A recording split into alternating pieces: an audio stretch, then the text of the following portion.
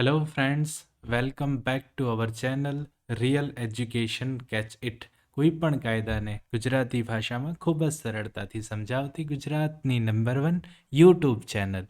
Friends, આજે આપણે civil procedure કોડના ખૂબ જ મહત્ત્વના ટોપિક વિશે વાત કરવાના છે, જે છે સિવિલ પ્રોસિજર કોડના ભાગ 8માં રેફરન્સ, રિવ્યૂ અને રિવિઝન. રેફરન્સ કોને કહેશું, પૂર્વ વિચારણા એટલે કે રિવ્યૂ કોને કહેશું, અને ફેર તપાસ એટલે કે રિવિઝન કોને કહેશું, શું છે જોગવાઈ, આ તમામ વસ્તુ વિશે આજે આપણે વાત કરવાના છે. અને અહીંયાથી બહુ જ ઇમ્પોર્ટન્ટલી MCQ પૂછાતા હોય છે, અને એ તમામ આપ સૌ કેવી રીતે ક્લિયર કરી શકો તેની સંપૂર્ણ માહિતી હું અહીંયાથી આપવાનો છું, જેથી આ વિડીયોને એન્ડ સુધી જોજો. તો ફ્રેન્ડ્સ, અહીંયા ખાસ કરીને સૌથી પહેલાં વાત કરું કે રેફરન્સ, રિવ્યૂ અને રિવિઝનની વાત હોય તો તે CPCના ભાગ 8માં આપવામાં આવેલ છે. કલમ નંબર 113 વાત કરે છે રેફરન્સની, કલમ નંબર 114 વાત કરે છે રિવ્યૂની, અને કલમ નંબર 115 રિવિઝનની વાત છે. અને સાથે સાથે જ્યારે રેફરન્સની વાત હોય ત્યારે ઓર્ડર નંબર 46માં પણ રેફરન્સની જોગવાઈ છે, અને ઓર્ડર નંબર 47માં રિવ્યૂની જોગવાઈ છે. આ બધામાં પણ ક્યાંક ને ક્યાંક MCQ બનતા હોય છે. તો આ થોડીક બેઝિક વાત થઈ. હવે આપણે આ વિડીયોમાં સમજવાના છીએ રેફરન્સ વિશે, રિવ્યૂ વિશે અને રિવિઝન વિશે. તો સૌથી પહેલાં કલમ નંબર 113 સમજીશું. શું કહેવા માંગે છે કલમ નંબર 113? શું છે જોગવાઈ? Reference to the high court. અહીંયા શું કહેવા માંગે છે? Reference to the high court. હાઈકોર્ટને રેફરન્સ કરવા બાબત. તો અહીંયા કહે છે કે subject to the conditions and limitation as may be prescribed, any court may state a case and refer the same to the opinion of the High Court, and High Court may make such order thereon as it thinks fit. અહીંયા શું છે કે અહીંયા એવી શરતો તથા મર્યાદાને આધીન રહીને કોઈ પણ કોર્ટ કોઈ કેસની હકીકત જણાવીને તે કેસ હાઈકોર્ટના અભિપ્રાય માટે મોકલી આપશે. The same for the opinion of the High Court. એટલે હાઈકોર્ટના અભિપ્રાય માટે મોકલી આપશે, અને તે હાઈકોર્ટ પોતાને યોગ્ય લાગે તેવો હુકમ કરશે. The High Court may make such order thereon as it thinks fit. Simple, સમજી ગયા? કોઈ પણ કેસમાં કોઈ અદાલતને એવું લાગે કે આને રિફર કરવાનો છે અને હાઈકોર્ટ મોકલવા માટે યોગ્ય છે, અને હાઈકોર્ટ અભિપ્રાય આપે તે માટે કોર્ટ મોકલી આપે, અને હાઈકોર્ટ તેના સમક્ષ જે કેસ આવ્યો છે તે કેસ પર એને યોગ્ય લાગે તે ઓર્ડર કરે, તે જે પ્રક્રિયા થઈ તેને કહેવાય રેફરન્સ. ક્લિયર? પ્રોવાઇઝો આપેલો છે, provided that where the court is satisfied that case pending before it involves a question as to the validity of any act, ordinance, regulation, or any provision contained in an act, ordinance, regulation, determination of which is necessary for the disposal of the case, and his opinion that such act, ordinance, regulation, or provision is invalid or inoperative. આ બે શબ્દો યાદ રાખવાના છે. Invalid or inoperative, but has not been declared by the High Court to which the court is subordinate or by the Supreme Court. The court shall state a case, setting out its opinion and the reasons therefore, and refer the same for the opinion of the High Court. અહીંયા friends એક એવો પ્રોવાઇઝો પણ આપવામાં આવ્યો છે અને કહેવામાં આવ્યું છે કે પરંતુ જ્યારે કોર્ટને એવી ખાતરી થાય કે પોતાની સમક્ષ જે કેસ નિકાલ થવાનો બાકી છે તેમાં કોઈ પણ એક્ટ, વટહુકમ અથવા તો રેગ્યુલેશનના અથવા તો એક્ટમાં, વટહુકમમાં કે રેગ્યુલેશનમાં જણાવેલ કોઈ પણ જોગવાઈના કાયદેસરપણા સંબંધી પ્રશ્ન સમાયેલો છે, એની વેલિડિટી માટેનો પ્રશ્ન સમાયેલો છે, અને કેસના નિકાલ માટે એનો નિર્ણય કરવો શું છે? ઇઝ નેસેસરી, જરૂરી છે. ત્યારે ફ્રેન્ડ્સ તેનો એવો અભિપ્રાય થાય કે એવો એક્ટ, વટહુકમ, રેગ્યુલેશન અથવા જોગવાઈ ગેરકાયદેસર અથવા બિનઅમલી છે. એવો ઓપિનિયન હોય કે આ ગેરકાયદેસર અથવા તો બિનઅમલી છે, પણ તે કોર્ટ જે હાઈકોર્ટના તાબાની હોય તે હાઈકોર્ટે અથવા સુપ્રીમ કોર્ટે તેવું જાહેર કર્યું નથી. Not declared by the high court or the subordinate or the supreme court. તો ત્યારે તે કોર્ટે પોતાનો અભિપ્રાય જણાવીને એ કોર્ટે શું કરવાનું છે? પોતાનો અભિપ્રાય જણાવવાનું છે, સેટિંગ આઉટ ઇટ્સ ઓપિનિયન, અને તે માટેના કારણો જણાવીને કેસ જણાવવો જોઈશે, તે માટેના રીઝન્સ જણાવવો જોઈશે અને તે હાઈકોર્ટના અભિપ્રાય માટે મોકલવો જોઈશે. And the same for the opinion of the high court, refer for the opinion of the high court. Clear? તો આ વાત થઈ કલમ નંબર 113ની. માં પ્રોવાઇઝો પણ બહુ જ ઇમ્પોર્ટન્ટ છે. એક્સપ્લેનેશન શું કહે છે? In this section, regulation means any regulation of the Bengal, Bombay or Madras Code or regulation as defined in the General Clauses Act 1987 or in the Madras Clauses Act of the state. અહીંયા જે regulation શબ્દ વાપરવામાં આવ્યો છે તે રેગ્યુલેશનની વાત કરું friends, તો એટલે બંગાળ, મુંબઈ અથવા મદ્રાસના એક્ટોમાંનું કોઈ રેગ્યુલેશન અથવા તો જનરલ ક્લોઝિસ એક્ટ હેઠળ જે પણ કોઈ બનાવવામાં આવ્યું છે અથવા રાજ્યના જનરલ ક્લોઝિસ એક્ટમાં વ્યાખ્યા કર્યા પ્રમાણેના કોઈ પણ રેગ્યુલેશનનો સમાવેશ થઈ જશે. તો ફ્રેન્ડ્સ 113ની જોગવાઈ જે રેફરન્સની જોગવાઈ છે, રેફરન્સ ટુ ધી હાઈકોર્ટ, બહુ જ ઇમ્પોર્ટન્ટ છે. એમસીક્યુ પૂછાય તો આપણને આવડવો જોઈએ. હવે આવીએ આપણે નેક્સ્ટ પર. નેક્સ્ટ શું છે?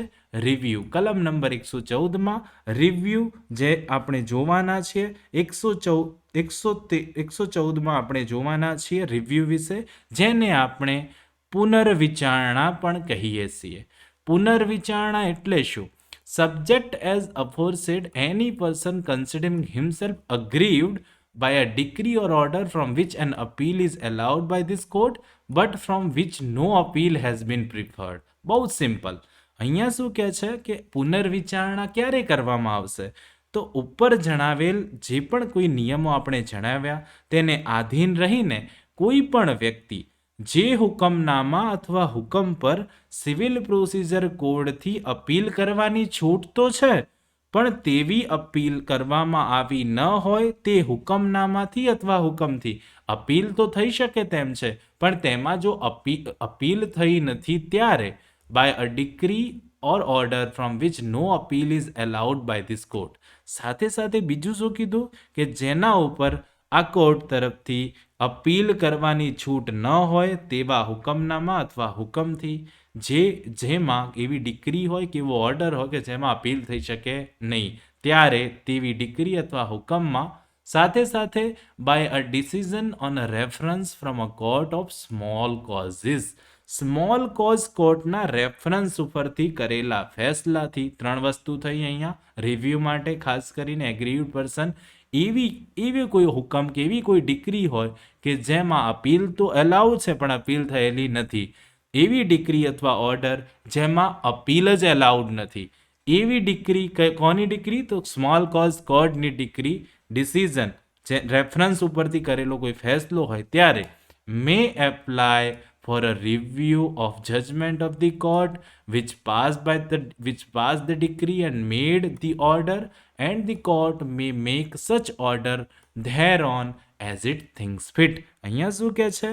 પોતે નારાજ થઈ છે આ વ્યક્તિ આ પ્રમાણેના. સૌથી પહેલા શું કીધું કે જેના ઉપર અપીલ થઈ શકતી હતી પણ એ ઓર્ડર અથવા ડિક્રી પર અપીલ નથી કરી.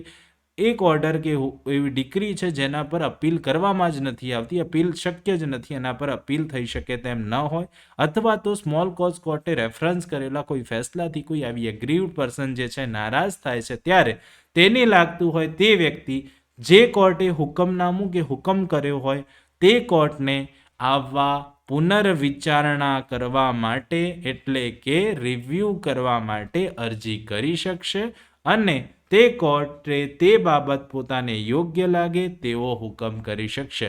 કોર્ટને યોગ્ય લાગશે તો પુનર્વિચારણાની અરજી મંજૂર કરશે, યોગ્ય નહીં લાગે તો નામંજૂર કરશે. સિમ્પલ છે. પુનર્વિચારણા માટે 3 વસ્તુ ABC ને મેં કીધું ખાસ યાદ રાખી લેવાનું છે. અહીંયાથી MCQ પૂછાય તો આપણને આવડવું જોઈએ. કલમ નંબર 114 પુનર્વિચારણા રિવ્યુની વાત છે. રિવ્યુમાં મેં કીધું એ પ્રમાણે સૌથી પહેલા appeal is allowed by this court but from which no appeal has been preferred, by a decree or order from which no appeal is allowed by this court. Third one is what? Third one is by a decision on a reference from a court of small causes. Then, for a review of a judgment to the court which passed the decree or made the order, and the court may make such order thereon as it thinks fit. કલમ number 114 રિવ્યુની વાત છે. કલમ number 113 હાઈકોર્ટને reference કરવા બાબતની વાત છે. હવે આપણે આવીએ છીએ કલમ નંબર 115 પર. કલમ નંબર 115 ફ્રેન્ડ્સ વાત કરે છે શાની? તો ફેર તપાસ એટલે કે રિવિઝનની. રિવિઝનની વ્યાખ્યા જે છે કલમ નંબર 115માં છે. કઈ રીતે રિવિઝન શું હોય તે વિશેની જોગવાઈ આપણે જોઈએ તો અહીંયા શું કહે છે? The high court May call for the record of any case which has been decided by the court subordinate to such high court and in which no appeal lies thereto, if such subordinate court appears to have exercised a jurisdiction not vested in it by law, to have failed to exercise a jurisdiction so vested, to have acted in the exercise of its jurisdiction illegally or with material irregularity, the High Court may make such order as it thinks fit. અહીંયા શું કહે છે રિવિઝનમાં? તો friends રિવિઝનમાં બહુ simply વાત કરે છે કે રેકર્ડ મંગાવવાની વાત છે. The High Court may call for the record of any case which has been decided by the court subordinate to the High Court. High Courtની subordinate court જે પણ કોઈ ચુકાદો આપ્યો છે તે ચુકાદો આપ્યો હોય તો તેવું રેકર્ડ કોણ મંગાવી શકશે? તો હાઈકોર્ટ મંગાવી શકશે. ઇન વિચ નો અપીલ લાઈસ કે જેમાં અપીલ કરી શકાય તેમ ન હોય, અપીલ થઈ શકતી તેમ ન હોય તેવા કેસમાં હાઈકોર્ટ પોતાને યોગ્ય લાગે તે સમયે શું કરી શકશે? રેકર્ડ મંગાવી શકશે. જ્યારે હાઈકોર્ટને એવું લાગે, સૌથી પહેલા એમાં શું જોગવાઈ છે કે કાયદાથી તેમાં નિહિત ન થઈ હોય તેવી હકુમત વાપરી હોવાનું જણાય. એટલે કે અહીંયા શું કહે છે કે jurisdiction not vested in it by law, એવું જ્યુરિસ્ડિક્શન એક્સરસાઇઝ કર્યું છે કે જે ખરેખર તે અદાલત પાસે ન હતું. બીજું શું લાગે અદાલત હાઈકોર્ટને? To have failed to exercise a jurisdiction so vested, એવી રીતે નિહિત થયેલ હુકુમત વાપરી ન હોવાનું. એટલે કે કાયદા દ્વારા એને આપવામાં તો આવી છે હુકુમત પણ એને વાપરી નથી ત્યારે. અને સીમાં શું કહે છે? પોતાની હુકુમત વાપરવામાં ગેરકાયદેસર અથવા મહત્વનો અનિયમસરતાથી કામ કરી હોવાનું. બે વસ્તુ, જ્યુરિસ્ડિક્શન ઇલીગલી એક્સરસાઇઝ કર્યું છે અથવા તો મટીરિયલ ઇરેગ્યુલારિટી રાખી છે ત્યારે હાઈકોર્ટને યોગ્ય લાગશે તે આવી રિવિઝન અરજી પર એને યોગ્ય લાગે તે પ્રમાણેનો હુકમ કરી શકે. અહીંયા પણ 3 વસ્તુઓ યાદ રાખવાની છે જે બહુ જ ઇમ્પોર્ટન્ટ છે. Jurisdiction not vested in it by law, fail to exercise a jurisdiction so vested, and થર્ડમાં છે acted in the exercise of its jurisdiction illegally or with material irregularities. તો આ થઈ વાત રિવિઝનની. એમાં પણ ફ્રેન્ડ્સ પ્રોવાઇઝો આપવામાં આવ્યો છે. પ્રોવાઇઝો શું જણાવે છે? Provided that the high court shall not under this section vary or reverse any order made or any or deciding an issue in the course of a suit or other proceeding except where the order, if it had been in favor of the party applying for revision, would have finally disposed of the suits or other proceeding. અહીંયા એક પ્રોવાઇઝો આપવામાં આવ્યો છે કે પરંતુ આ કલમ હેઠળ હાઈકોર્ટથી દાવામાં અથવા બીજી કોઈ પણ કાર્યવાહીમાં કરેલ કોઈ પણ હુકમ અથવા તેમાંના કોઈ મુદ્દાનો નિર્ણય કરતા આવી અદાલત જે હાઈકોર્ટ છે એ હુકમમાં ફેરફાર કરી શકશે નહીં અથવા તો તે રદ પણ કરી શકશે નહીં, સિવાય કે તે હુકમ ફેર તપાસ માટે અરજી કરનાર પક્ષકારની તરફેણમાં કરવામાં આવ્યો હોય તો તે હુકમથી દાવા અથવા બીજી કાર્યવાહીનો આખરી નિકાલ થઈ ગયો હોય. તો અહીંયા શું કહે છે? જે હાઈકોર્ટને જે ઓર્ડર કરવામાં આવ્યો છે તે હાઈકોર્ટ જે આ રીતે રિવિઝન થશે, જેમાં રેકર્ડ મંગાવશે, તેમાં જે ઓર્ડર થયો છે તેમાં વેરાય કે રિવર્સ કરી શકશે નહીં, અથવા તો જે ઇસ્યુ ડિસાઇડ થયો છે તે દાવામાં જે પ્રોસિડિંગ્સમાં સિવાય કે એવો ઓર્ડર કરવામાં આવ્યો હોય કે if had been made in favour of the party applying for revision would have finally dispose of the suit or other proceedings. તો આ પ્રોવાઇઝો પણ અહીંયાથી ઇમ્પોર્ટન્ટ છે. 2 નંબરમાં શું છે? The high court shall not under the section vary reverse any decree or order against which an appeal lies either to the high court or to any other court subordinate thereto. અહીંયા 2 નંબરમાં પણ એવું સ્પષ્ટપણે કહી દેવામાં આવ્યું છે કે જેની વિરુદ્ધ હાઈકોર્ટને અથવા તેના તાબાની કોઈ કોર્ટને અપીલ થઈ શકતી હોય તેવા કોઈ હુકમનામા અથવા હુકમમાં આ કલમ હેઠળ હાઈકોર્ટથી કોઈ પણ પ્રકારનો ફેરફાર કરી શકાશે નહીં કે તે રદ પણ કરી શકાશે નહીં. High Court shall not under this section vary or reverse any decree or order against which an appeal lies either to the High Court or any court subordinate thereto. Third number શું કહે છે? A revision shall not operate as a stay of suit or other proceedings before the court except where the suit or other proceeding is stayed by the High Court.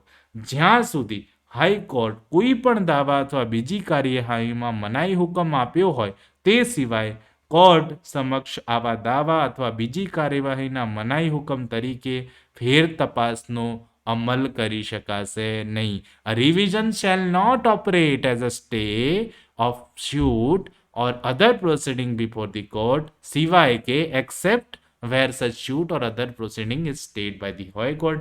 જ્યાં સુધી high court દ્વારા stay આપવામાં ના આવ્યો હોય ત્યાં સુધી આવી રિવિઝન દ્વારા તે દાવા માટે સ્ટે છે એવું કહેવાશે નહીં. આવી રિવિઝન સ્ટે તરીકે ઓપરેટ કરશે નહીં. બિલકુલ સિમ્પલ. તો આ થઈ વાત રિવિઝનની, પુનર્વિચારણાની વાત છે, અને તે પણ બહુ જ રિવિઝનની વાત છે, ફેર તપાસની વાત છે, બહુ જ ઇમ્પોર્ટન્ટ છે. અહીંયાથી પણ 3 નંબરમાં જે વાત કરી તેમાં એક સ્પષ્ટીકરણ પણ છે.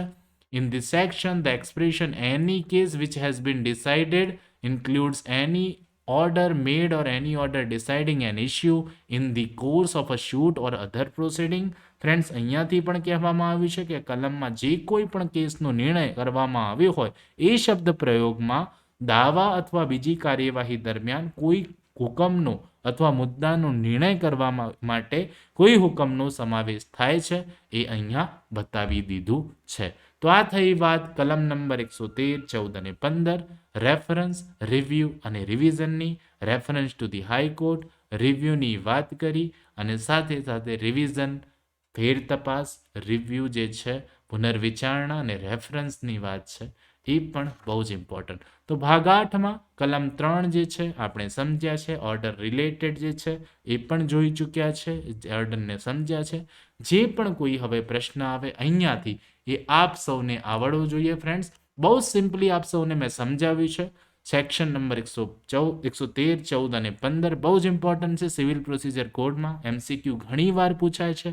તો ફ્રેન્ડ્સ, આઈ હોપ આજનો આ વિડીયો આપ સૌને સારો લાગ્યો હશે. જો સારો લાગ્યો હોય તો જરૂરથી લાઇક, શેર એન્ડ સબસ્ક્રાઇબ કરીજો. લાઇક તો જરૂર કરજો. અમારી ચેનલ પર નવા હોવ તો સબસ્ક્રાઇબ કરી લેજો ચેનલને. આવા જ ગુજરાત સિવિલ જજની લઈને પરીક્ષાને લઈને મોસ્ટ ઇમ્પોર્ટન્ટ વિડીયોઝ હું લાવતો રહીશ. ફ્રેન્ડ્સ, બસ અમને મોટિવેટ કરવા અમારી ચેનલને સબસ્ક્રાઇબ કરો. ફ્રેન્ડ્સ, અમારી સાથે જોડાવા માટે જોઈન બટનને ક્લિક કરીને અમારી ચેનલના મેમ્બર પણ બની જાઓ છો, જ્યાં બની શકો છો, જ્યાં આપને દર રવિવારે એક ટેસ્ટ આપવા મળશે, મોક ટેસ્ટ હશે, જેમ ગુજરાત સિવિલ જજની પરીક્ષામાં હોય છે એ જ પ્રમાણે. તો ફ્રેન્ડ્સ, જરૂરથી અમારા આ વિડીયોને લાઇક કરજો, શેર કરજો, સબસ્ક્રાઇબ કરજો. ખૂબ ખૂબ ધન્યવાદ. આવા જ નવા વિડીયો સાથે ખૂબ જલ્દી ઝડપથી ફરીથી મળીશું. ત્યાં સુધી જોતા રહો અમારી channel real education catch it. કોઈ પણ કાયદાને ગુજરાતી ભાષામાં ખૂબ જ સરળતાથી સમજાવતી ગુજરાતની નંબર 1 અને આપ સૌની મનપસંદ YouTube channel real education catch it. આજે આપ સૌ ચેનલ પર નવા હોવ તો જલ્દીથી જલ્દી સબસ્ક્રાઇબ કરી લેજો. બેલ આઇકોન, નોટિફિકેશન આઇકોનને દબાવવાનું ભૂલતા નહીં, જેથી આવા નવા વિડીયો લાવું તો તેનું નોટિફિકેશન સૌથી પહેલાં આપની પાસે પહોંચી જાય. ખૂબ ખૂબ ધન્યવાદ. ખૂબ ખૂબ આભાર.